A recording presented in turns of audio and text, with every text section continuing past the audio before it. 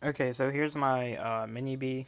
I was getting done rebuilding the transmission and putting this back together. Now, with me putting the slipper clutch and spur gear back together, this is a MIP slipper clutch. Is this spur gear wobble normal? One. And two, if you see, there's play between this pad right here and this pad right here. And I pressed on it when I tightened the lock nut, and this is fully tightened down. So I don't know what to do, or if this is normal for a MIP slipper clutch. I don't know. It's kind of weird because I never saw that before. And I only put last time I wrenched in this area on my car was when I put on the MIP slipper clutch, and this wasn't like that before. So yeah, maybe if I take this apart.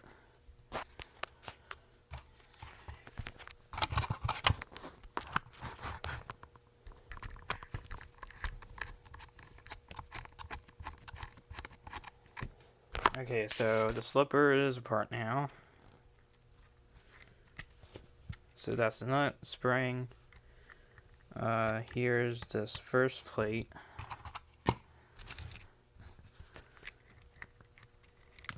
And everything.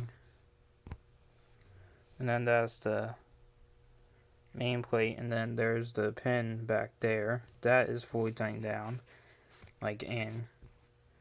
There's two sides to this, but they're the same side. So there's that right there. Then here's this plate.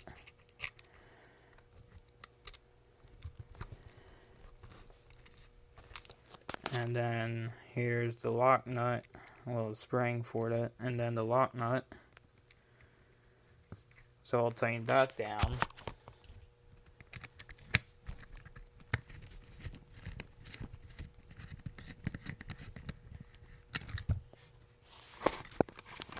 So I tighten it down again, and there's still that play.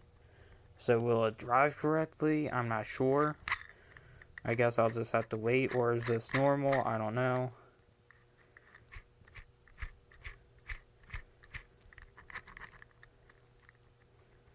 Hopefully that's normal, because the transmission issues that I was having, it probably wasn't the transmission. It was empty, and it is open geared, open diff or whatever, and it grease likes to leak out. So I took it apart. There was no grease in there, so I put in some red and tacky Lucas oil grease, or this is Mobile One synthetic grease. Same thing. Rebuilt that, but I think my main problem is the hubs here. So they won't turn smoothly at all, and it's actually the same for both sides. So I'm gonna take those apart, WD-40 it, maybe put it in water, clean them up, and everything, because I haven't taken these apart, in forever. Because I raced this last year on carpet, and that track closed up. So I was just, bashing it in the basement and outside, and I noticed the right, what is this? The left wheel locking up under throttle. So So I decided just to rebuild the transmission because it needed to be done anyways. And I think these were the issues. So I'll get to this after I rebuild, get this all together. But let me know if this is normal or not normal, especially at play. So yeah, so future plans with this car, because I'm just making a video about it, about that issue. So might as well just went in here and talk about future plans. Um, I'm planning on racing it at between two carpet tracks, but one carpet track says that they might not or probably won't race them at all. So mainly just one carpet track, and I got around 3 or 4 racers wanting to race these, mainly mini Bs, but there's also mini Ts and JRX2s, And some people brought up the new Micro Bs, but they're going to be too small for the carpet track. So we probably won't run them. But probably the minis. They suggested on doing a stock class, so one class for stock brushed, where you can only run the stock brush motor, ESC, and receiver, but mostly anything else you can upgrade. And same with stock brushless, I think, because at RCUA last year, if you go back into my videos, we were racing Mini B open or brushless mod or whatever, and I was running this King Val system, ESC and motor, 2435 size, 6100 kV, 35 amp ESC. It was super fast. But I put in the Dynamite 2-in-1 back in that I have, just because of simple layout and stuff. And I think this would count. The stock Mini B brushless is the Spectrum 2-in-1, which is the newer version of this Dynamite. So I'm hoping that this Dynamite can be able to race in that stock brushless class or whatever, or depending on how many racers, we'll just combine the two classes, I guess. But the con about these 2-in-1s, especially the Dynamite that I noticed, the wires on the end of the motor bell like to pop out, and I had both of these wires resoldered by local racers at the old track 2 times. And the positive is staying where it is, but that negative is getting pulled out even more now. If it likes to focus, you'll see the little copper strands there. Yeah, so that's my only complaint. Well, that's one complaint about the 2-in-1s. The other complaint is that you can only program it via the set button, which is super hard for me. And I like to have external programmers.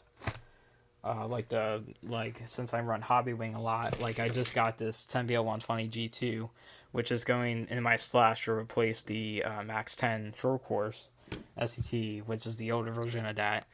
You have a program slot right there for a Hobby Wing V2 LCD or G3 LCD Pro card, and you can adjust settings on the fly right there. But with the stock 2-in-1, you can only do it by the button, which is super confusing by the beeps and stuff. And same with Hobby Wing ESCs and all that. So yeah, so I'll try to race this. And if it goes well, I'll get new carpet tires for it because I'm currently running Proline prisms in the rear and wedges in the front. I'm wanting to try the new fuzz bites that released earlier this year. And yeah, and if racing this class goes well, then I'll hopefully keep the car next year. But if it doesn't go well, then I might just get rid of it, because I really don't like to bash this in the street or in everything. And I got rid of all my the homemade cardboard jumps that I made for the basement. So that's that. And I only use this on smaller indoor carpet tracks anyways, because the bigger indoor dirt tracks cannot handle this. Like the track in Gaithersburg and Beach RC, the Mini B cannot handle that at all.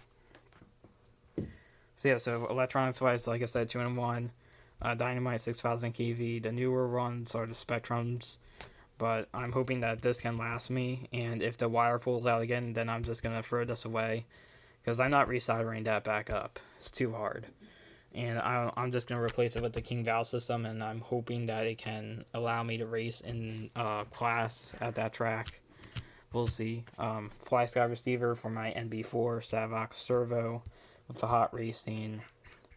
Servo saver, Lucy aluminum mounts, which the servo does have play in that right there, but it's not the mounts or the screws, it's the plastic case is breaking right there. I already super glued it once, and I'll probably do it again. So yeah, that's that. Hot racing front bulkhead, carbon fiber, hack fab wide shock tower. Hot racing belt crank. Got the upgraded low C motor mount, MIP slipper clutch like I talked about, aluminum gear case, Velcro on the sides, front of the body, and then this is a J Concepts F2 body, I believe, and then a J Concepts wing. And those are the stock front tires and ellipses that we use out on the street, which are worn down to nothing and are done. So yeah, so let me know if this is normal and if it will drive alright. So yeah, that's my mini B update.